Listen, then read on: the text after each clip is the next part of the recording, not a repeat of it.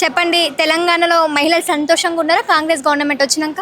Congress government వచ్చినాక ఈ రోజైతే సంతోషంగా ఉన్నాం. ఎందుకంటే మహిళా దినోత్సవం కావచ్చు. ఈరోజు సంతోషంగా అంటే ఈ రోజు ఒక్కరోజు సంతోషంగా ఉంటే సరిపోతుందా అండి? ఈరోజు సంతోషంగా ఎందుకున్నామంటే ఇప్పుడే కాదు, మేము ప్రతి సంవత్సరం తెలంగాణ వచ్చినప్పటి నుంచి వెళ్ళి తెలంగాణ 25 సంవత్సరాల నుంచి వెళ్ళి కూడా మేము సంతోషంగానే ఉన్నాం. రేవంత్ రెడ్డి పరిపాలన వచ్చిన తర్వాత ఇక కొంచెం డల్ అయిపోయాం. ఎందుకు డల్ అయినామంటే ఆయన 100 రోజులల్లా 6 గ్యారెంటీలు ఇచ్చిండు. 6 గ్యారెంటీలు ఒక్కటి కూడా సక్సెస్ కాలేదు. ఇచ్చిండు కదా ఫ్రీ బస్సులో కొట్టుకునేటోళ్ళే రోజు. ఫ్రీ బస్ ఎక్కితే సరే ఫ్రీ బస్ వేసినావు, బస్సులు ఎంత తగ్గించేసినావు? బస్సులు తగ్గించుకుంటే అన్నీ ఖాళీ అయిపోతే వాళ్ళు కొట్టుకోరు. ఫిజికల్ హ్యాండిక్యాప్ కూడా వాళ్ళకు ఇచ్చిన సీటుని, వాళ్ళకి కేటాయించిన సీటుని కూడా వీళ్ళే కబ్జాలు పెట్టేసుకుంటారు.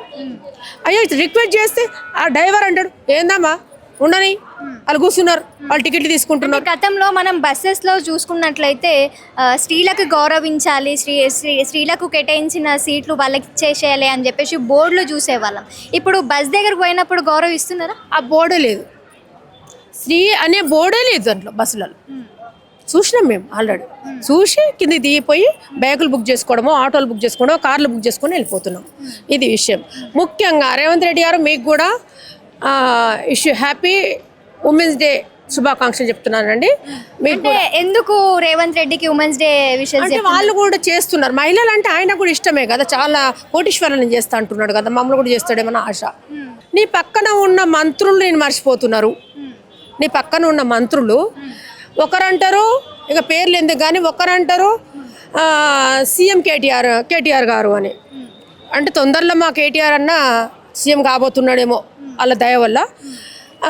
ఇంకొకరు అంటారు మీ పక్కనే ఉంటూ మీ మంత్రులు, మీ కార్యకర్తలు, మీ ఎమ్మెల్యేలు, మీ ఎమ్మెల్సీలు మీరు ఇచ్చిన వాళ్ళే మీ పార్టీని మర్చిపోయారు, నిన్ను మర్చిపోయారు. ఎంతసేపటికి కేసీఆర్ని మీరు వాళ్ళను మర్చిపోలేకపోతున్నట్టున్నారు. మీరు మర్చిపోలేకపోతున్నారు, మిమ్మల్ని మర్చిపోయి మమ్మల్ని గుర్తు చేస్తారు. అంటే మీరు చూడండి, ఇంకా మేము ఎంత హైలైట్లో ఉన్నాం. మార్పు అని అంటే ఇదే మార్పు అనుకోవచ్చా మరి? 100% రేవంత్ రెడ్డి పేరు మర్చిపోవడం అంతే కదండి. మార్పిడి చేస్తా నేను అంటే ఈరోజు అనొచ్చో అనకూడదో నేను అంటా. కేసీఆర్ గారు పెట్టినవి ఏవి కూడా ఊళ్ళ కాడికెళ్ళి ఊడవికేస్తా అన్నావు. మా కేసీఆర్ గారు చిన్న మొక్క కాదు. మహబూబ్ నగర్లో ఒక ఊడల మర్రి చెట్టు ఉంటుంది, ఒక పిల్లల మర్రి అని, అదొక దేవుళ్ళ కొలుచుకుంటారు. అదికి వెళ్ళి ఒక దర్శనం చేసుకుంటారు. అటువంటి వాడు మా కేసీఆర్ సార్, మా పెద్ద సార్, మా బాపు. అటువంటి నువ్వేం చేస్తావు? ఒక ఆకు కూడా తీయలేవు నువ్వు. అన్నీ మర్చిపో అన్న, అన్నీ మర్చిపోయి ముందుగా నీ మంత్రాలు చూసుకో. నిన్న ఒక అన్న పేరు ఎందుకు కానీ ఒక గలీజు వాడు అన్నాడు. ఆ వాడు నీకు ఎంతగానో నచ్చిందో, లవడల పార్టీ అన్నాడు. నీ పార్టీనే, మమ్మల్ని కాదు, నీ పార్టీని అన్నాడు. నువ్వేం అనలేకపోయినావు. ఎందుకన్నా అంటే అది నీకు నచ్చిందన్న, అంత మంచిగా నచ్చిందా నీకు ఆ పేరు? గట్లుందన్న మీ పరిపాలన, గట్లుంది. మీరు గ్యాస్ అన్నారు, గ్యాస్ లేదు. అత్తకు గ్యాస్ సిలిండర్ గురించి మాట్లాడుతున్నారు కాబట్టి నేను అడగాలనుకుంటున్నాను. తెలంగాణలో మహిళలందరికీ ప్రతి ఒక్కరికి 500కి గ్యాస్ సిలిండర్ ఇస్తుందంట కదా. నేను బిల్ తీసుకొచ్చి ఇస్తా, లేదంటే నాకు దగ్గర గ్యాస్ వాళ్ళ నంబర్ ఉంది, ఫోన్ చేసి ఇప్పుడే చూపిస్తా. వాళ్ళు 900 గ్యాసు అంటే వాళ్ళకు 30 రూపాయలు కూడా ఎక్స్ట్రా తీసుకుంటారు, ఎందుకంటే మోసుకొని వస్తారు కాబట్టి. 930 రూపాయల గ్యాస్ ఇస్తున్నారు మాకు. ఇంకా గ్యాస్ ఎక్కడ ఇచ్చినట్టు? మీరు ఎక్కడ మీ సబ్సిడీ ఇచ్చినట్టు? కరెంటు అన్నారు. ఏది కరెంట్ ఎక్కడ ఇచ్చారు?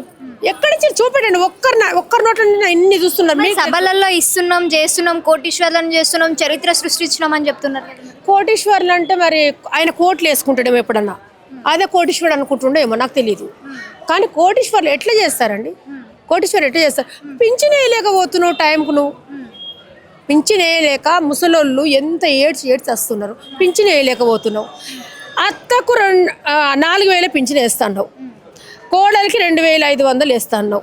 ఎందుకంటే గొడవలు వద్దు, ఇద్దరికి సమానంగా వేస్తున్నావు.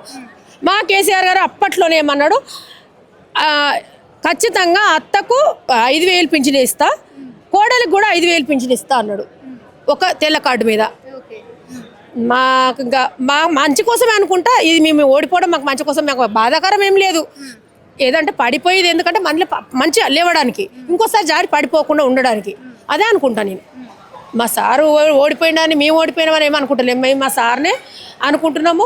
గ్యాస్ లేదు, ఇంకొకటి లేదు, నువ్వు చెప్పిన 6 గ్యారెంటీలు లేదు, 47 గ్యారెంటీలు లేవు, ఇక ఏ గ్యారెంటీ నువ్వు ఇయ్యలేవు, నువ్వు చెయ్యలేవు. నీ వల్లే, నీ పక్కలో ఉన్నోళ్ళే అబ్బాయి ఎందుకు వచ్చినారా బాబాయ్ అంతా మొత్తం ఒక కోర్టుకు పోతున్నారు. అది అందరికి తెలిసిన విషయము, మీడియా అందరికి తెలిసిన విషయము, పబ్లిక్ అందరు చూస్తున్నారు. తొందరలో ఎప్పుడైతే పార్టీ ఫిరాయించి నీ దగ్గరికి వచ్చిన వాళ్ళు అందరు కోర్టు దగ్గరికి పోతారు, వాళ్ళందరికి తెలుస్తుంది ఎందుకు వచ్చినాం మేము ఏలింది ఏంది, మాకు చేసింది ఏంది, మేము ఇన్ని సంవత్సరాల నుంచి కొన్ని ఏళ్ళ నుండి మేము చేసింది ఏంది అనేది మీకు తెలుస్తుంది. అతి తొందరలో తెలుస్తుంది.